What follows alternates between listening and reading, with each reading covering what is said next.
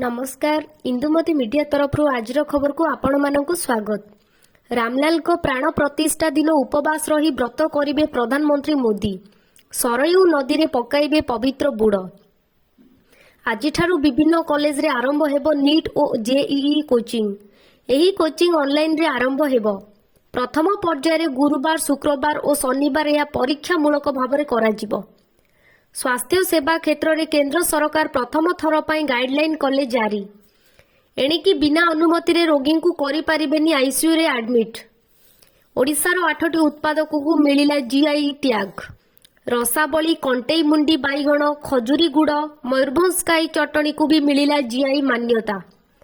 प्रथम थर पर 12 दिन अपेक्षा 3 जन को उपदेष्टा नियुक्ति कले राज्यपाल। बलांगीर लोयर सुक्तेल जलसेचन प्रकल्प रे लोकार्पित कले मुख्यमंत्री नवीन पट्टनायक।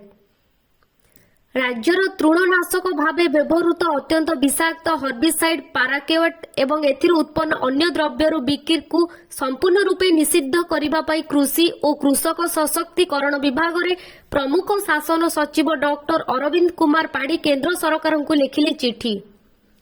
सैटेलाइट लॉन्च करिबारे इसरो को सहयोग करिबो एलन मस्क शक्तिशाली रॉकेट।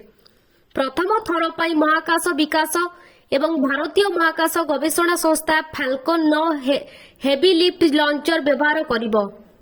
जनवरी 6 रे ओडिशा आसिबे नवीन युक्त कांग्रेस पूर्वतन सांसद प्रभारी डॉक्टर अजय कुमार।